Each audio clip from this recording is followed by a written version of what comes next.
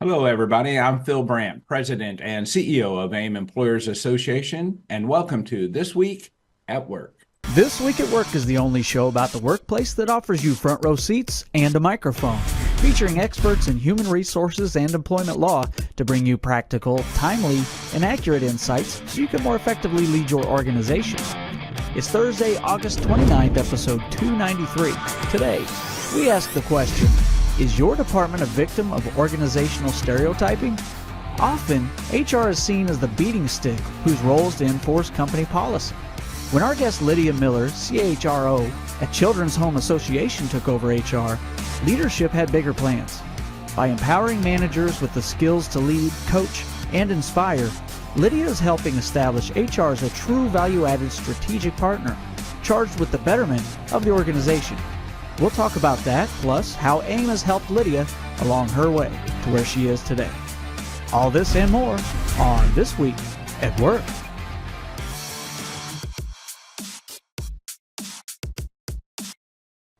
Good morning, everyone. I'm glad to be back on the program. I tell you what, it's been a crazy month for me, Bert. I appreciate you and Justin covering for me last week.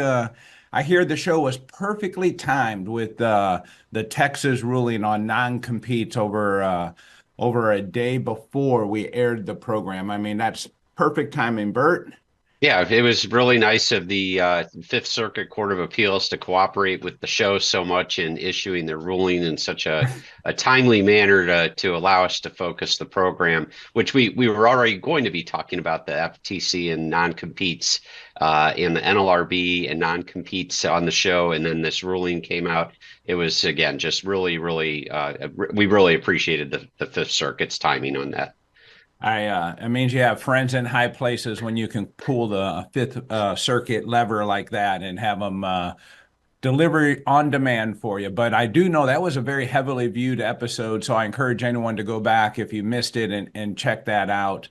I know there's a lot to talk about with the lawyer on the clock today, so I'm looking forward to getting into that. I want to real quickly introduce our guest today, Lydia Miller. Lydia is the CHRO at Children's Home Association out of Peoria, Illinois. Welcome, Lydia. Yeah, thank you, Phil. Happy to be here. We're happy to have you on. I know you've been a longtime member of AIM, so I'm looking forward to having some conversation with you on what you're doing there at the Children's Home, which is a great organization. But Bert, let me just jump back. What are we hearing about this AI and gold rush with chatbots running out of human written text? I thought the whole idea around AI was that it was artificially generated versus human generated.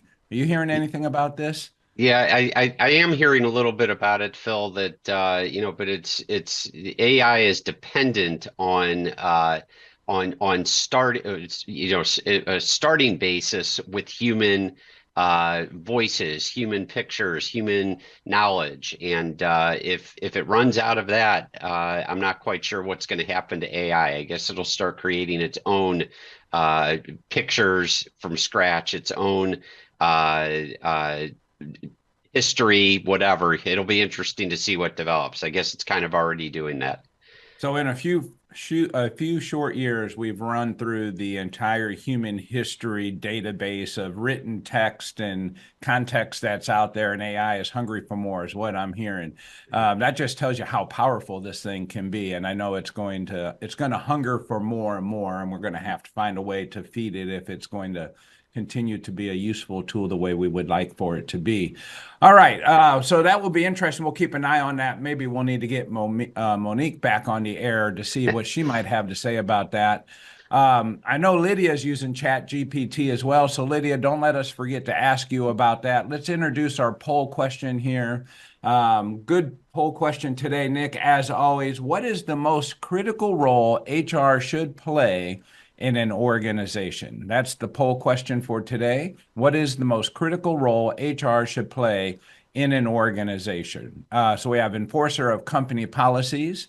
Don't know if I really like that one. Strategic partner to leadership. I definitely like that one. Coach for employee development, advocate for employee well-being, hiring the right talent for the organization, and culture ambassadors. And as always, our friend Nick did not say all of above. So Well done, Nick. We got a foursome. Can they pick more than one, Nick?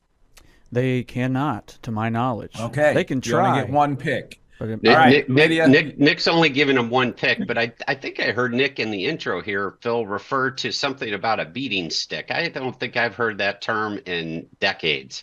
A beating stick. No, we're Yes. not. I don't know that we can use. I don't know how you grew up, Nick, but we're not using beating sticks anymore. You know. Well, rulers and wooden shoes. That's what I grew up with. All right. Yeah. All right. All right. Bert, you ready for Lawyer on the Clock? I am, Phil. All right. Nick, pull that lever. All right, it's time to look into what's trending in employment law. Lawyer, you're on the clock. Phil, several deep, but we'll do them as quick hitting issues today. And the first one is, have you ever heard of ESG? Why are you going to quick hitting already? We went from beating sticks to quick hitting, that quick. All right. Have you ever heard of ESG? No, I have not. ESG. Yeah, it stands for Environmental, Social, and Governance. And just as an exercise, just as an exercise, I would encourage people to use a search engine like Google and just type in social credit score and see what returns when you use Google, and then go to a search engine like, if you haven't heard of it, called DuckDuckGo, and also type that in and just see the difference in what you get in your search results. And what ESG is it's really, those are three pillars, again, environmental, social, and governance. And they're three pillars of a corporate social credit score that businesses are, depending on how you look at it, either pressured or incentivized to abide by. And so you kind of start to wonder when some big corporations out there like to adopt policies, particularly around the DE&I agenda, that, you kind of wonder what they're doing. And we saw this really come to the forefront with Bud Light several years, or I guess really a couple of years ago. And it has to do with this ESG. And the reason why I'm talking about that real quickly is just in the news yesterday, their Ford Motor Company has told its employees that it's going to modify its diversity, equity, and inclusion initiatives and end participation in a notable ranking by an LGBTQ advocacy group. And what they've done with this then is they've really joined companies, including very recently Lowe's, Harley Davidson. I am hearing word about potentially Home Depot in curtailing a lot of these DE&I programs. And their CEO, and I don't represent them, but their CEO said something probably that I've been saying for years on the program, Phil. And his statement said, "We are mindful that our employees and customers hold a wide range of beliefs." And so based on that, they're saying they're no longer going to engage with the Human Rights Campaign's Corporate Equity Index and various quote unquote best places to work lists, that it's going to refocus employee resource groups and open them to all of its workers. And so they're going to shift away some of their corporate sponsorships and comment less on polarizing issues. And so again, I just kind of raised that out there just to remind people how careful they need to be when they're wading into DE&I efforts. And just always be mindful that your organization, your customers, your clients are made up of myriad people with myriad beliefs, and it just needs to be done very carefully. So, Bert, this is something that you've been talking about for over a year now. I mean, you've been talking about this for a while, about being careful and actually being inclusive, more so versus segmenting these initiatives, particularly around goals and that drive behaviors and activity with the employer that then may have an unintended consequence. If someone is already down this road, right? How do we identify where we have risk? Is this something we really probably deserves a conversation with you and your firm? You want to see their policy. You want to understand where they're at. What should an organization do? Yeah, well, I think the Supreme Court's decision in the Harvard case from earlier this year or late last year, I think it was earlier this year, on college admissions is really what's kind of spurred people to take a look at these things anew. And you just have to make sure that you're not using impermissible criteria to make employment decisions. And that's really what the basis of the Supreme Court's decision was with respect to college admissions. And everybody, not everybody, but 90% of the people out there who are in this area do believe that that Supreme Court decision on college admissions has significant implications for the workplace. And so again, I'm just encouraging companies not necessarily to abandon DE&I efforts, but to make sure that they're going about it properly and not using impermissible criteria to make employment decisions. And as I've said numerous times on the program, the law itself, Title VII, the primary federal employment law prohibiting discrimination, harassment in the workplace, says that you as an organization, you as a company, must make employment-related decisions without regard to any of the protected categories in the listed in the legislation. So race, religion, national origin, gender, etc. And so when a lot of times when companies adopt DE&I initiatives, they throw that law out the window and they start making decisions based on those very criteria that the law says you should not use when making decisions. And so that's why I've just have always felt that this is an area that really needs to be managed very carefully. Yeah, absolutely. All right, Bert, we got about 3 minutes left here. What else do you have on the docket? Yeah, just a really quick hitting one, Phil. Sorry, I used it again. There you go. Public support for unions has ticked up to 70%, according to a Gallup poll that was released yesterday. Approval for organized labor rose 3 percentage points from the last survey a year ago. That's nearing 2022 71%. That's the highest which was the highest since 1965. And disapproval of unions dipped to a low of 23%. That's the low for 57 years. So the public views unions very favorably these days. But what's really interesting is that is not translating into higher rates of unionization in this country. Unions are still struggling to win over a meaningful share of the U.S. workforce, and membership has actually declined to a record low of 10%. And that's really been driven largely by losses in the public sector. Private sector unionization for last year, which is when the statistics are measured through, remains at 6%. So unionization, when you take into account public sector and private sector, is down to a historic low of 10%. Yeah. And I would imagine, though, before that trend changes, if it does change, it starts with just the public opinion, right? So as it's becoming more popular or more acceptable on that tolerance scale, if you want to call it that, that's the first shift.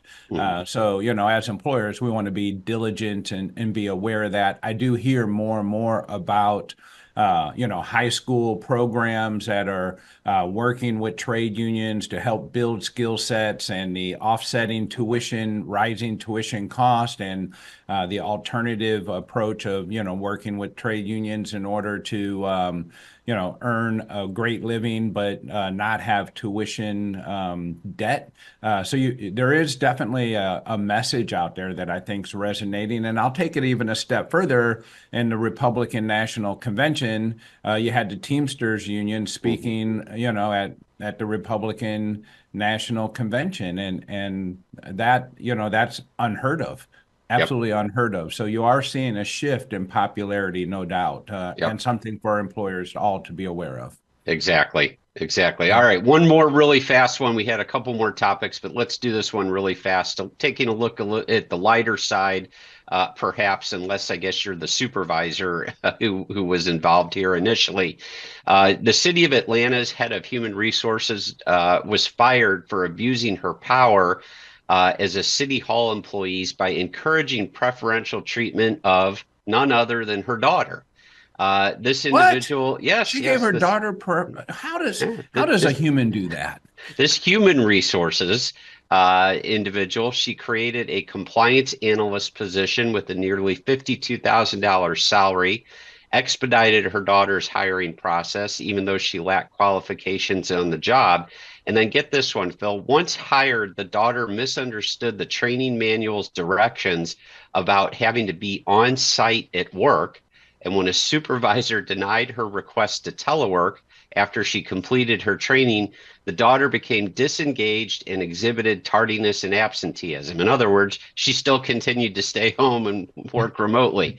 And when the daughter's supervisor suggested firing her, the Department of Human Resources then launched an investigation into the supervisor, placed that supervisor on administrative leave, and requested disciplinary action against her, which was ultimately denied. But the point here is that the human resources employee, the head of human resources, lost her job because of what she was trying to do to benefit her daughter on the public dime. So just kind of a little bit of a look on the lighter side there, and just a reminder to employers, be careful out there, make good decisions. Yeah.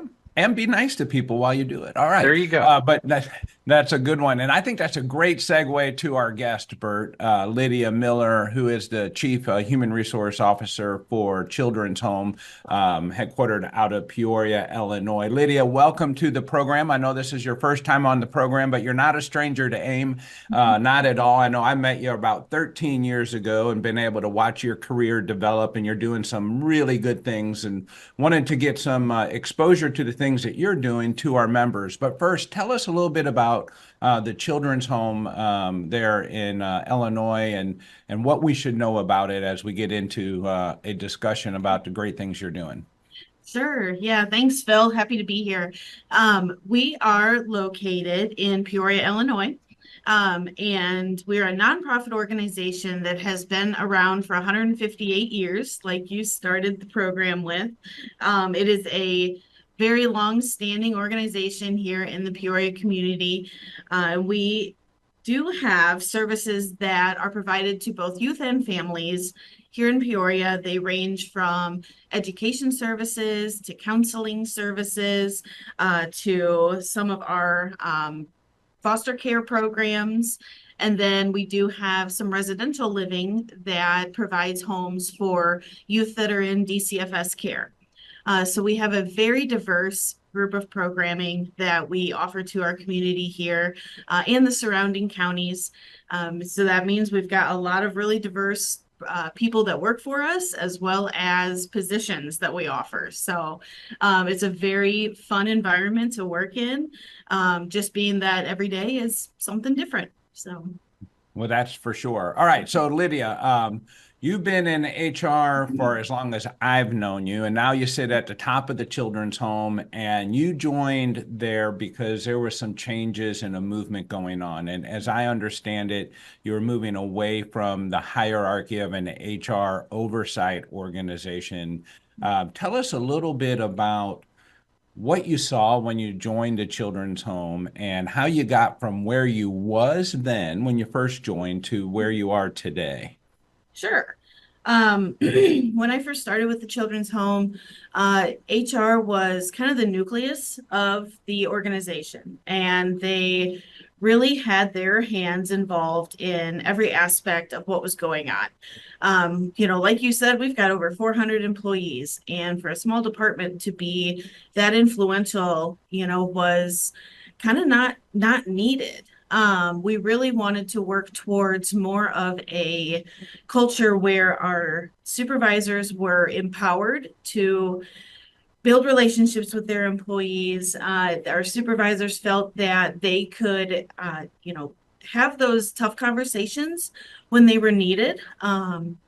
And so we really, as a senior executive team, really in conjunction with my colleagues on that senior executive team and with our CEO, have moved towards more of a HR being a strategic partner and being kind of the assist, if you will, in some of those, tasks that really the managers need to be doing. We went through a long process of training our managers. Thanks to our director of learning, who has put together monthly supervisor trainings that range on various topics from building trust to team building to having difficult conversations, etc. They really have done an amazing job of stepping into that role of being a manager. So let's focus on that for a minute, Lydia, because I know that's something I see you at a lot of AIM events, and almost every event that we seem to have in Central Illinois. There you are, you walk in, you got this great smile. We're always happy to see you. And so you're taking that information, you're going back, you're speaking with your director of learning, and you all have, and what you were explaining to me, you partake in training and development learning sessions with your management team, supervisors, leadership every single month. This isn't what we like to refer to as dip training, right? We see organizations come in, we're going to dip them into, 8 hours of training, and off they're going to go and all problems are solved. You're doing this every single month without exception. Just tell us a little bit more about how did you get to that point and how do you sustain it? Sure. So my director of learning started our leadership development process a few months before I started. So this was a initiative that, he really was leading, and thankfully the senior executive team at the time saw, value in that. But it has kind of evolved. We had to really kind of start with square one, how to complete a performance evaluation. What does progressive discipline mean? And now as we've gone on, we've gotten to really touch on more kind of leadership topics with, building trust and what does emotional intelligence mean, and kind of some higher level, more deeper thinking type of, really leadership development. So that's kind of the process that we have taken. And so with that, is it just this is your supervisors that are in the training, or is it the entire management organization? Do you do you participate in the training yourself? I do. Yes, we definitely have a culture of continuous learning. There's always something more that we can learn about. There's something that we can do differently, and make improvements on. And so, yes, every single one of our managers that supervises people, whether it's one person or, a whole division of people, attends these leadership development sessions. And I feel that is really meaningful to have, even our senior executive team attend the same learning sessions that, all of our managers are attending. We by no means are the experts on everything. So always looking to learn more and see how, we can improve as leaders as well. Yeah, no, that's fantastic when you have that top-down support. I know many HR leaders seem to kind of bounce around from one organization to another sometimes when they're looking for that support, and they land and then they discover, well, they don't necessarily have the support of the entire organization, or, they're not really, maybe they were sold a bill of goods, it's like, that's not really what I was looking for when I came here. How did you know the children's home was the right place for you when you selected them? Sure. Well, I'll never forget, looking at the job description and seeing kind of what positions it oversaw. And three things told me that HR was kind of a pivotal player at the children's home when I first chose to come here. One being that they had a chief HR officer, someone who sat at, that top table to really kind of be the voice of the employees, and just the fact that they had that position. So they already had the position that in was place. very It wasn't the promise of a position or the Exactly. first time we're going to do it. Yep. Okay. So the fact that position existed was very meaningful. But also that they saw that it was important to invest in a full-time safety coordinator and a full-time leader or director of learning. And so the fact that they're investing in safety, for a full-time position, investing in training and development in a full-time position, I mean, those are the things that kind of tend to get cut first. So the fact that they had two people, that I would get to oversee was really exciting. And not to mention, an entire robust HR team, that really we have a specialist dedicated to every aspect of HR. So I really could see that, I would have these people that could keep the ship running while also being able to work on maybe some more strategic and higher level initiatives. So Yes. Great. Exciting to have a team to come into. No, I think I appreciate you sharing, kind of what you saw when you selected the children's home. I know what they saw in you, obviously, but what you saw in them. Tell us a little bit more about the sanctuary model that you use. Sure. Yeah. So all of this change kind of from HR being the powerhouse of the agency to being more of a strategic partner and empowering our leaders and encouraging kind of that democratic leadership and servant leadership has really been a strategic move, because I've known all along that we were moving towards this sanctuary model. So ever since day one of working here, our CEO, Lydia Miller, has been talking about a people-first culture of care. And so that is our motto. You'll see it on everything, all of our presentations and everything like that. So the way that we are operationalizing that is by implementing this trauma-informed, people-first type of model that really focuses more on how our employees interact with one another. Because if you can get your employees treating everyone from a trauma-informed lens, then that is going to trickle down and give our clients the best care that they can receive. Happy employees means that you're going to get better output and better outcomes for your clients. So that is the way that we're moving with this model. It does have, it's a 3-year long implementation. Right now, we're heavy in the training portion, just getting everybody speaking the same language and understanding exactly what this means. But then it does come with these 7 commitments that really are going to permeate throughout our whole organization. And we've had about 60 staff go through a 5-day training already, and it has just been an overwhelmingly positive experience, and the feedback has just been incredible. People are really excited about where it's.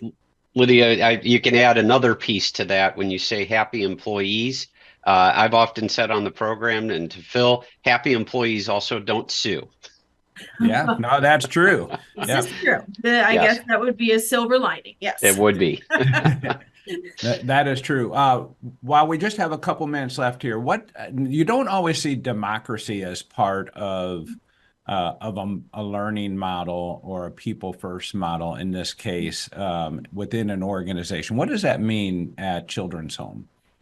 What that means here is that when there are any decisions that are being made, we are very thoughtful, very mindful about, if we make this decision, who's it going to affect? And making sure that the people who are affected by that decision or change have a seat at that table when discussing the potential of what's going to happen. Just making sure that we are getting everybody's perspective, and obviously we would roll anything out with positive intent, but making sure that how people perceive it is looked at before we may roll something out. So just having a very democratic approach, allowing all voices to be heard, as best we possibly can. Yeah, that doesn't make it easier. No, I would assume that makes it much harder. Yes, it does. It makes it harder. It makes it take longer, but I think it makes it more meaningful, and definitely better received on the other end when they know about it. They know that it's coming. They know that they've had their voice heard, and then we can go forward with it. That's fantastic. Lydia, I appreciate you being on the program. I always enjoy seeing you when we come to Central Illinois. You're doing a great job. And I haven't visited the children's home, but actually you and I talked about that last week, and we're going to make some plans for me to do that before this year is up. You're welcome And anytime. Looking really forward to that. Bert, it's great to be back on with you as always, and we will be back here next week at 7:30 Central Time. Until then, we will see you. You just go out and be good to somebody. We'll see you then. Bye-bye. Thank you once again for tuning in to This Week at Work. If you enjoy the show, please share it with your colleagues. Forward our invites. Share the link, aimea.org/This Week at Work, or follow or subscribe wherever you get your news and entertainment. LinkedIn, YouTube, Spotify, Apple Podcasts, we're everywhere you are. Don't forget you can be part of the show. Send your questions and comments anytime to info@thisweek.work. We'll see you next week, 7:30 a.m. Central Time, when we discuss what's happening this week at work.